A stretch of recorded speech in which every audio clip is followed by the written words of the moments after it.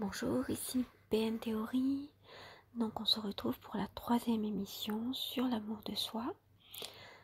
J'avoue que j'ai eu un petit ennui technique, donc il a fallu que je réenregistre cette partie que vous entendez, là, l'introduction.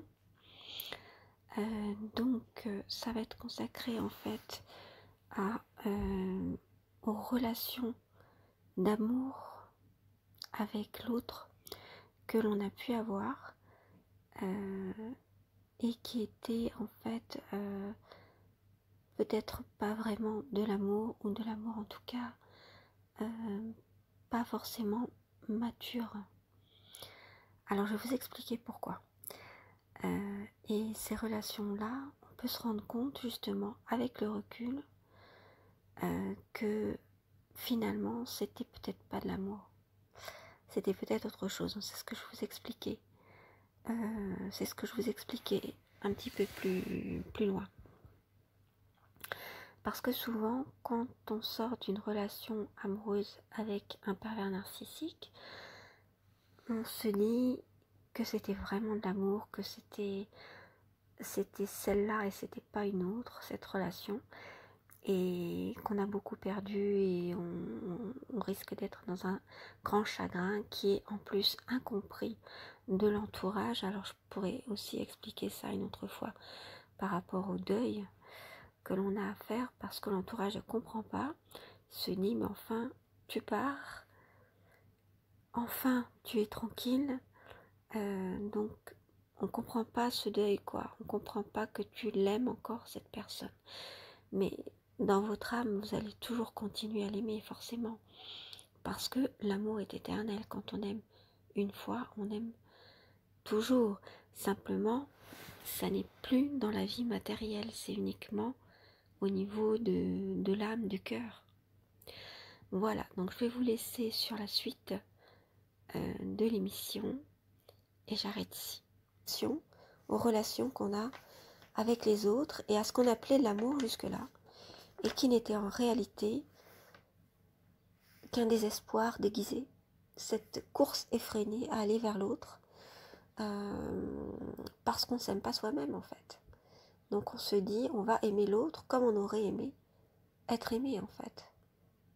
Et on attend de l'autre comme on aurait voulu être aimé de sa propre mère. Donc on attend de l'autre quelque chose d'impossible. Donc vous allez le voir par la suite. C'est-à-dire que vous la gardez en vous parce que vous avez aimé pour tout le temps, pour toute la vie. Elle est éternelle. Elle a existé une fois. Elle est là. Et lorsqu'on vous aime, c'est pareil. C'est pour ça que je vous ai dit dans la 2e vidéo sur l'amour originel, vous avez été aimé même peut-être une seule fois. Vous voyez, même s'il y a eu juste une intention d'amour sur vous par une personne une seule fois dans votre vie, cette intention, elle est éternelle. C'est comme une onde d'amour, comme une vague, elle est éternelle. Elle sera toujours là. Elle va toujours résonner au fond de vous. Et c'est ça qui est beau dans l'amour. Donc, par rapport à cette relation amoureuse, donc je vous ai dit qui dure, mais je ne voulais pas dire par là que on doit absolument rester avec cette personne parce que c'est un gage d'amour, c'est de rester ensemble. Parce qu'on peut très bien continuer à s'aimer séparément, c'est-à-dire en étant séparés, et parce que la vie fait que on a d'autres choses à chercher ailleurs et que on ne trouve pas ce que l'on a, ou au contraire, cet amour-là nous détruit, comme dans le cadre et dans le cadre d'une relation amoureuse avec un pervers narcissique. C'est une relation qui nous détruit.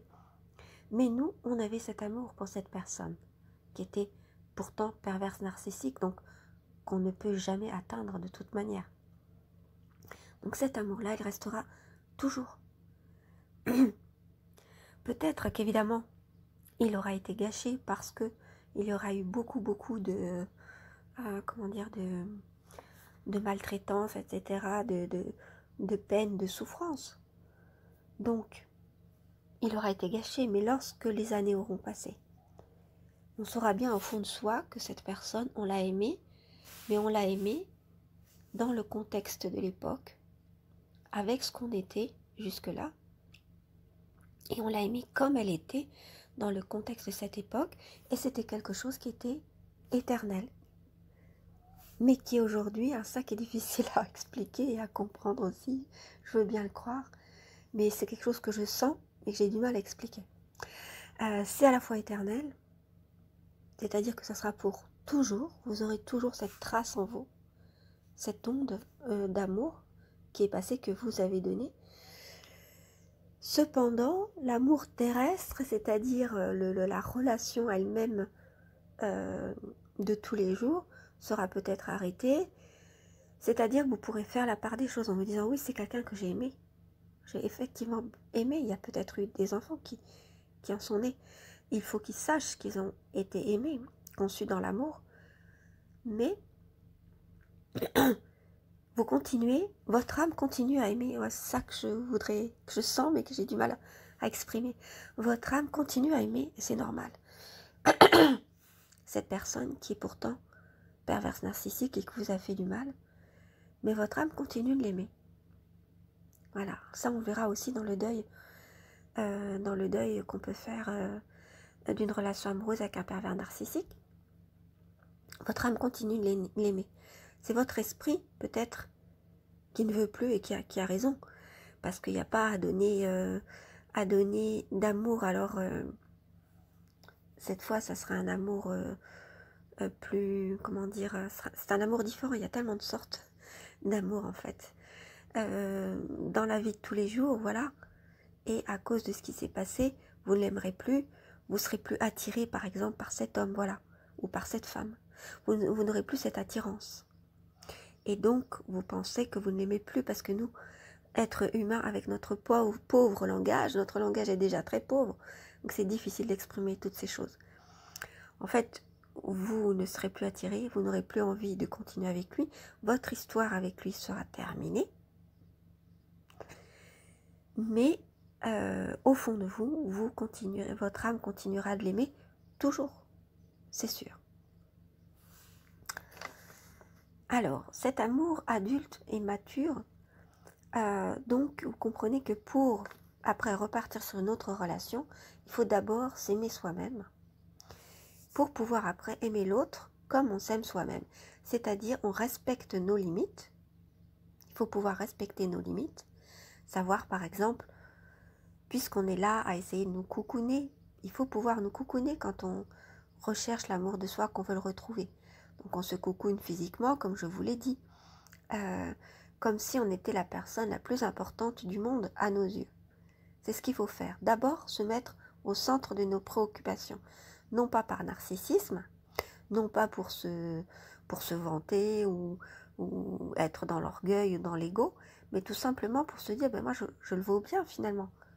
Je le vaux bien, je suis importante parce que, et si ça peut vous aider, je vous le transmets aussi, parce que si je ne suis pas bien moi-même, je ne pourrai pas aider les autres, je ne pourrai pas les aimer.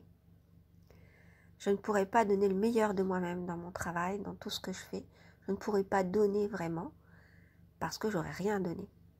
Donc, il faut toujours essayer de trouver nos limites, que ce soit dans le domaine de la fatigue. Par exemple, lorsque vous êtes fatigué parce que vous avez beaucoup donné pour les personnes qui sont bénévoles, des choses comme ça, il faut savoir à un moment donné dire stop. Il faut savoir dire non aussi. C'est-à-dire que, par exemple, je vais vous donner un exemple personnel. J'ai un ami qui m'a demandé, parce qu'il n'a pas de voiture, de l'accompagner chez son père.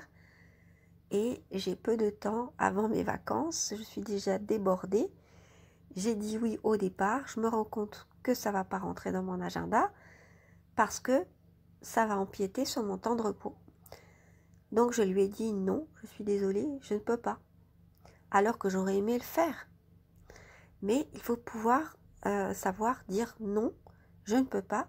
Et vous allez voir que quand vous dites non, finalement, on ne vous en veut pas. Ceux qui vous en veulent sont des personnes qui profitent en fait de cette trop grande gentillesse que vous pouvez avoir, comme si vous n'aviez pas de limite au niveau de votre disponibilité, vous étiez disponible H24 et 7 jours sur 7 et voilà. Donc en fait, généralement les personnes au contraire vont vous respecter. Donc faites ce travail-là, vous allez voir que par l'interaction entre vous qui direz non à ces personnes lorsque vous ne pourrez pas parce que vous avez besoin de vous occuper de vous, et puis ça va faire que vous allez vous respecter et eux vont vous respecter. Ça va être dans l'interaction, il y aura ce respect qui va venir d'eux et vous, voyant qu'ils vous respectent, vous allez aussi plus vous respecter et vous donner le droit de vous respecter plus. Donc être dans le don, mais pas dans le sacrifice. Et ce qui fait la différence, c'est la limite.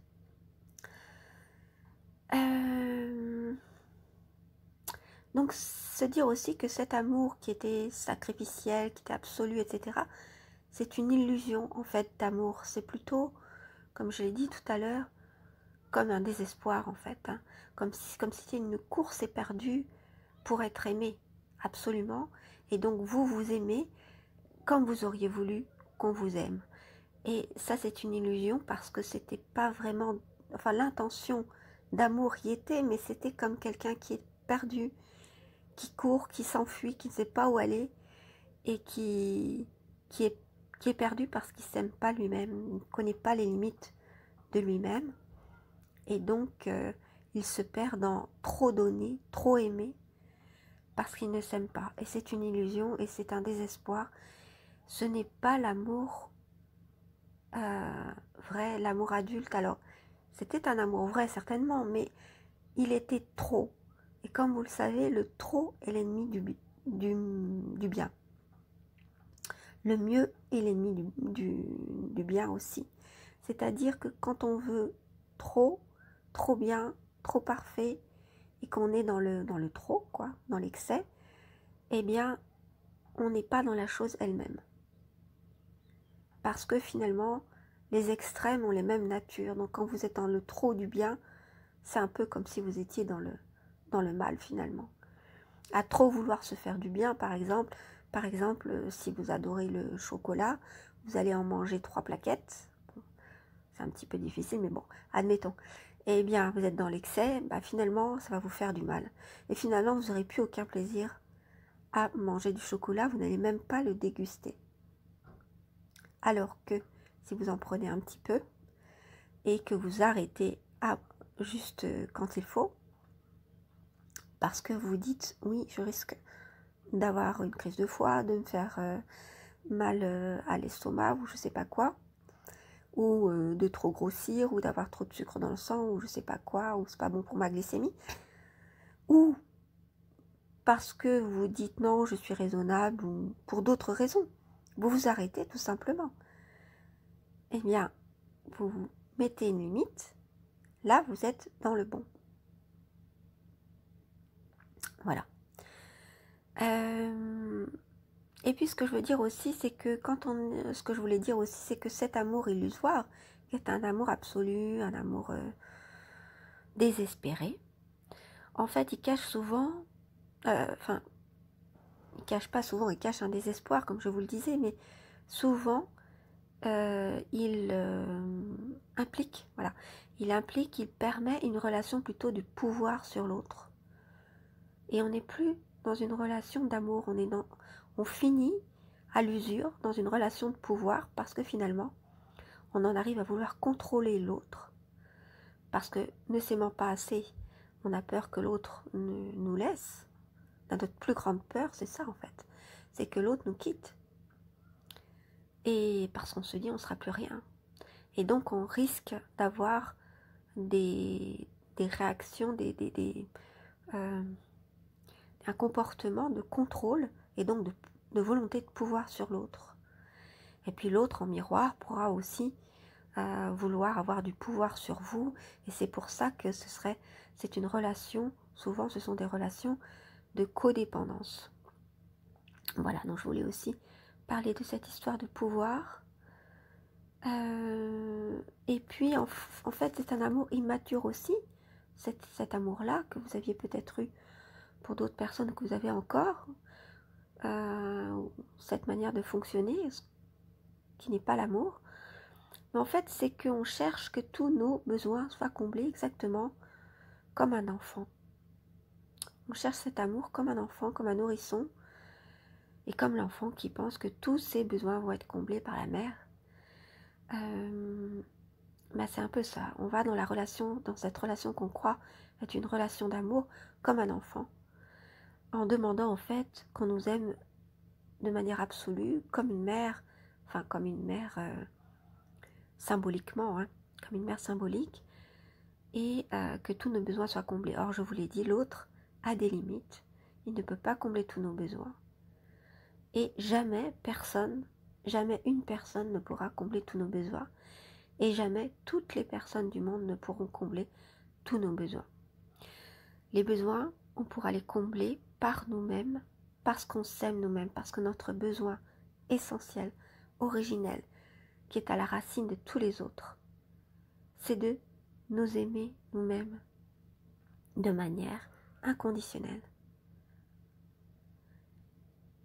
et de manière éternelle, et d'apprendre à nous aimer, d'apprendre qui nous sommes et à nous aimer. Alors, je vais terminer sur une phrase et je recommencerai la prochaine vidéo aussi, puisque du coup, cette série est loin d'être terminée, par une citation d'Emmanuel Levinas. Alors, cette fameuse citation d'Emmanuel Levinas, alors Emmanuel Levinas, c'est un philosophe lituanien du XXe siècle, donc qui est décédé il y a une trentaine d'années à peu près, et qui a beaucoup travaillé, enfin qui nous a apporté des choses intéressantes sur ce qu'est la rencontre avec l'autre. Donc là, c'est pas tellement sur l'amour de soi, c'est la rencontre avec l'autre, mais comme cette partie d'émission était consacrée, cette partie 3, à l'amour avec l'autre, la façon dont on peut aimer l'autre, donc dont on peut le rencontrer, j'ai pensé que ça serait intéressant. Alors cette citation, c'est « Rencontrer l'autre, c'est être tenu en éveil par une énigme ». Voilà. Donc je vous laisse sur cette citation, méditer dessus. Et puis, a priori, puisque j'enregistre cette fin de troisième émission, alors que j'ai déjà enregistré la 4e, je sais très bien que je me suis trompée et que pour la 4e, je n'ai pas pu parler justement de cette rencontre et des liens entre la rencontre avec soi et la rencontre avec l'autre, mais ce sera le cas dans une 5e émission certainement. Alors peut-être pas le jour suivant, puisque toutes ces émissions étaient à la suite, je vous les mettais en ligne d'un jour sur l'autre. Ça sera peut-être pas le cas par manque de temps, parce que j'ai pas pu encore l'enregistrer. On va voir si je peux le faire dans la journée, mais sinon, bon, ce sera peut-être un petit peu plus tard, dans le week-end. Voilà, je l'espère en tout cas. Prenez soin de vous, méditez bien, et je vous dis à bientôt pour une prochaine.